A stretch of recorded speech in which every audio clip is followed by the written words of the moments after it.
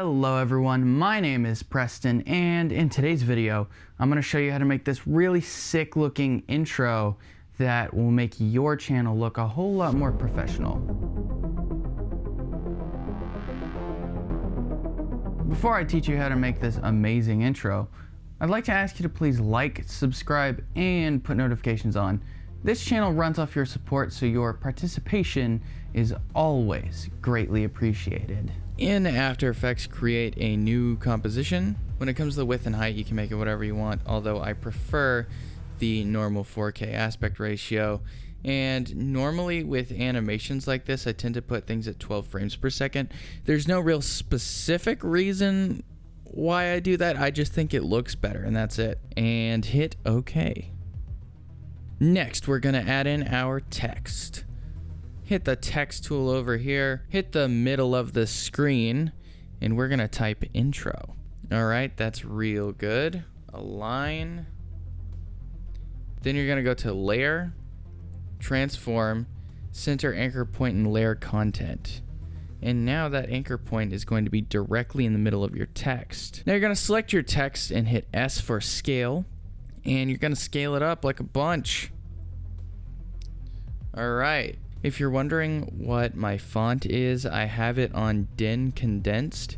This is the normal font for all of the Press REC stuff. Next, we're going to right click and hit Layer Styles and select Gradient Overlay. Now we're going to go into Gradient Overlay and we're going to hit Edit Gradient. And we're going to pick our colors here. Now I'm going to choose my channel colors, but you can choose whatever you want.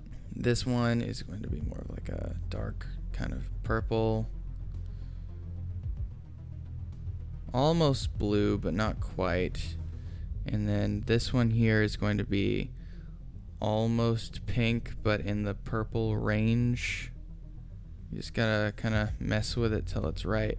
I like it to be a little bit more on the subtle side. Yeah, this to me looks pretty good. Next, we're gonna pre-compose this text. Right click and hit pre-compose. Move all attributes, hit OK. Layer new solid, and we're going to create a black solid, and we're gonna hit OK. And we're gonna duplicate that twice. Command D, Command D.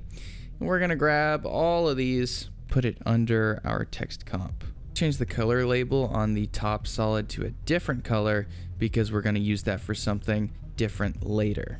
Now turn off opacity on this top solid, select the middle solid, and we're going to add the 4-color gradient effect.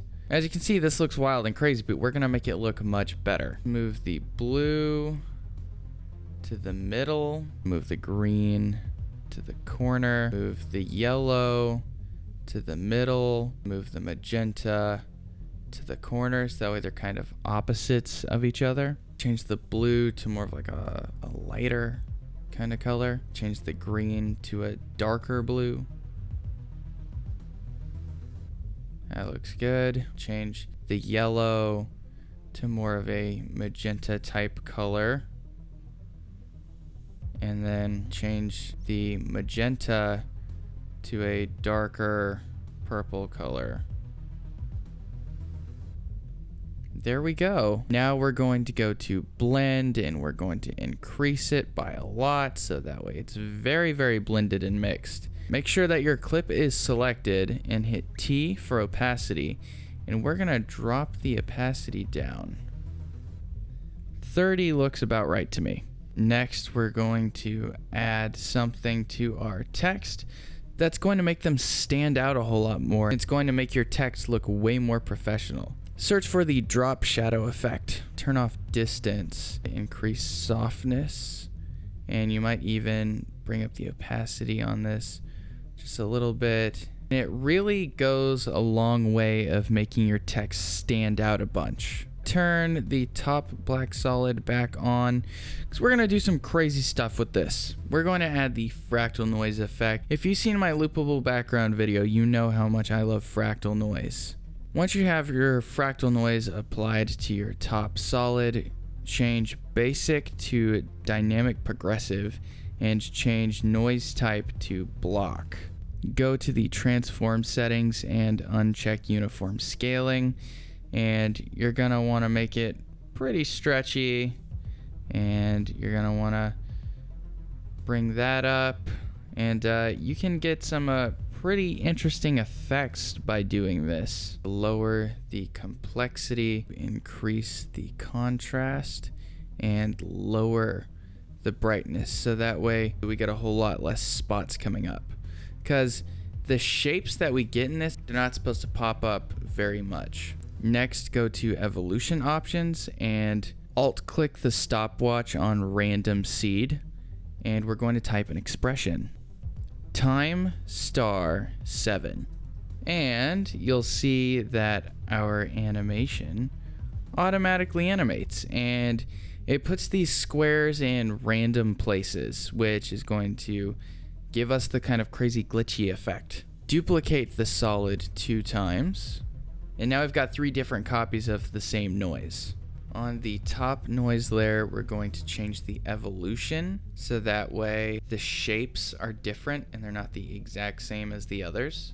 Alright, and now we're going to turn off the opacity on all of these so we don't gotta worry about it right now. We're going to create a line. Get the pen tool and put a dot on the screen, and then hit shift, put another dot, and it's going to create a perfectly straight line that's going down. Next, go to stroke and make it 10 pixels. You have something that's pretty thin there, which is good. That's what we want. Change its rotation to -45 degrees.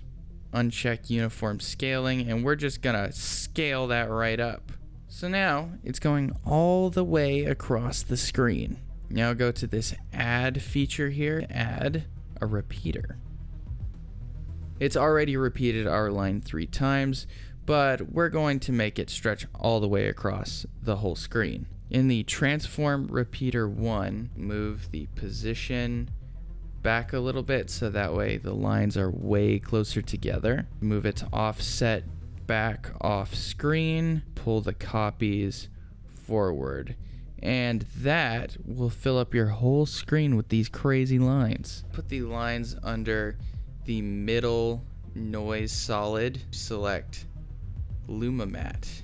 The only lines that are showing up were the same as the fractal noise texture that we created. And you can see that's where some of our sort of glitchiness is going to come from. Next, we're going to create a circle using the ellipse tool. Shift Alt drag, and that'll create a perfect circle. Layer, transform, center anchor point in layer content, align to the middle of the screen. S for scale, and we're going to move this down a lot. A scale of 2 actually looks really good. Add a repeater like we did before.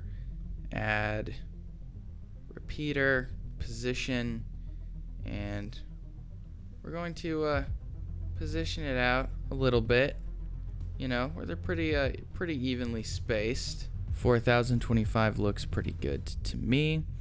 And we're going to move the offset back off of screen, and then we're going to drag it out. So now we've got this line, but how do we fill up the whole screen with this? That's easy. You just add another repeater, and then we're gonna do kind of the same thing on this one, except on position we're actually going to flip how we did it over here.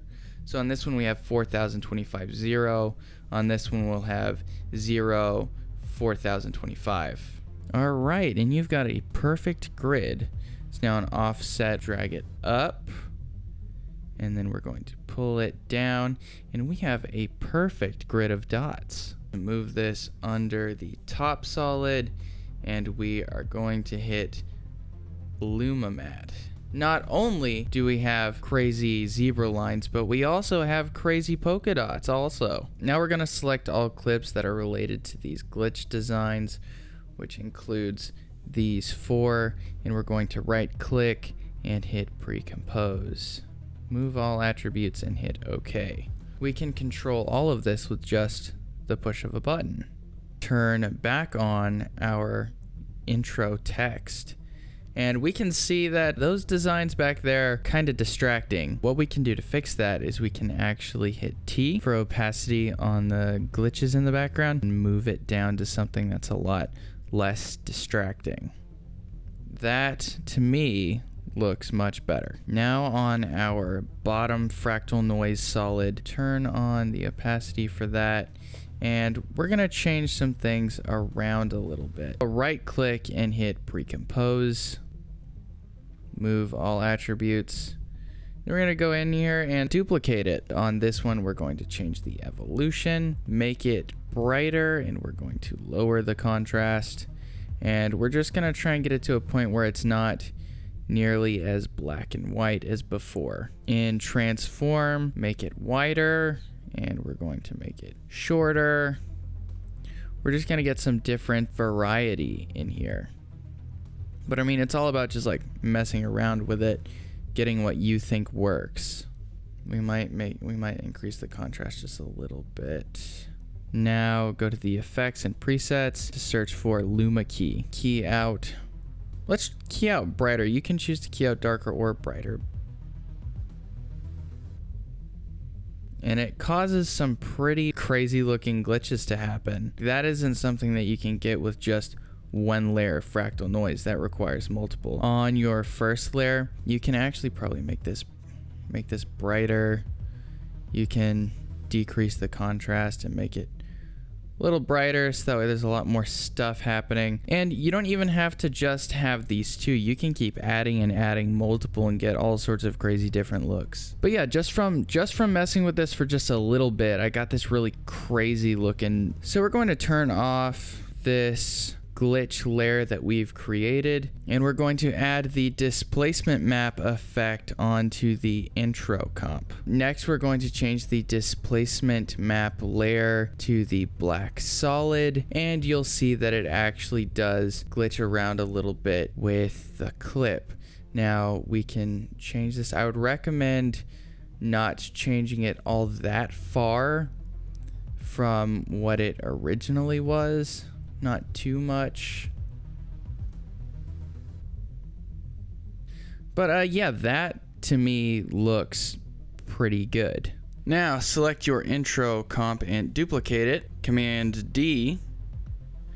And you've got two now. On this one, you're going to actually delete the displacement map effect. And we're going to change the color label on this to something different that's not on here. Seafoam green is good, and then we're going to change this one to something different as well. So we know that this is our glitch one, and this is our normal one. I actually think I want to move the glitch one on top. I don't know why, and I can't explain why, but I'm just compelled to put the glitch one on top. The normal one, let's go to around the middle-ish. And we're gonna slice it. Command Shift D. And it's sliced in half. You see these little marks here, these little time marks. We're going to count 3 of these. So 1, 2, 3. And this will be where our glitching starts. So we're gonna take this and slide it along there. And then we're gonna go to the end and we're gonna count 3 back. 1, 2, 3. And we're going to take this and we're going to slide it back. We've got 2 halves of our intro comp that aren't glitching, and we're just going to slide those back to where the glitching starts and where the glitching stops. We actually want to cut our glitching designs in the background for when the text starts glitching. Nice. And pull that back. This alone looks pretty good. And you could stop here and you could be done. And this intro looks great. But there are some little extra steps that you can add to make it look totally different. And it'll add just a slight touch that you might not see other places. We've got this green here. These are our glitches. And let's actually cut this up. Command Shift D, Command Shift D, Command Shift D, Command Shift D. And now we've got a bunch of kind of random ones here. And we might actually cut that a little bit. Cut this a little here. That's good. Actually, yeah, there we go. You just kind of mess with it, you see what works. And for each one of these layers, you're gonna wanna try and give it a different glitch value. So for this one, we're going to change it a little bit, move it down maybe. For this one, we're gonna maybe drag it pretty far off towards the middle maybe. Yeah, we'll bring that down to 0 or close to it. And it'll give it kind of a different sort of look. And you'll actually notice that around here, we left a gap, right? And how you can fill that in is you can go to one of your normal text layers that isn't glitching, and you can drag it out there to where the gap is, Command-Shift-D, and then you drag this back to where the glitch starts. So now, for just a frame, it goes back to normal. This, I don't like how crazy this is. This is too crazy. This is too wild for me. Let's move it back quite a bit. Actually, everything seems to be going kind of more this way. Let's move it backwards. Yeah, there we go. You can see that there's another gap here. Command-Shift-D, and then we'll drag that out to where the glitching stops. And this honestly looks incredible. We've successfully made our glitches start and stop, but what else can we add to really make it pop out? And the answer are X's. Make sure that you don't have any layers selected or else it'll turn into a mask. Make sure that the pen tool is selected, and you're going to create a line, then shift, put another dot. You got a line, look at that. And we're gonna make our stroke width something pretty big because we're making an X here. Layer, transform, center anchor point and layer content. Command D to duplicate. Select both of these and hit R. Now for the top layer, type -45. And on the bottom layer, type 45. Select both layers, right click, pre-compose, move all attributes. We're gonna call this X, and then hit OK. We've got ourselves a big X right there. Drag it out to where all the glitches are happening because these X's are part of your glitches, and we're going to scale it down. S, scale it down a little bit.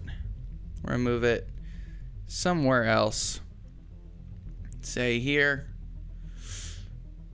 That looks pretty good. And we just want it on for a few frames, right? So let's say maybe 2 frames. Command-Shift-D. We're gonna delete the rest. Command-D, duplicate it. We're gonna move it. Another one over here. Command-D, duplicate it. Move another one, say over here. Just put them in a bunch of random places. Now select all your X's and hit S for scale. And we're gonna change the scale of all of these so that way they don't look like the exact same thing. Change it on this, on this. Gonna wanna make it kinda random, although it'd probably be better if you made them smaller, but only a few of them get to be super big. Make a lot of them pretty small so that way the bigger ones stand out a lot more. Let's move that. There we go.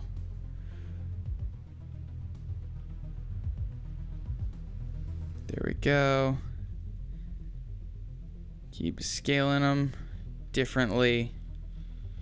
Select all of them and then collapse them so that way they're not all in the way like that. And you've got all your X's right here, and now you're just gonna move them to different spots.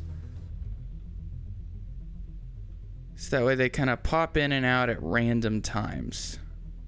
And that's how you can create a really amazing looking intro for your YouTube channel. I really hope that I was successful in helping you or teaching you something new. It really does mean a lot to me. If you have any specific video topics that you'd like me to cover, please let me know down in the comments. Stay safe, keep creating, and don't forget to press record. Later.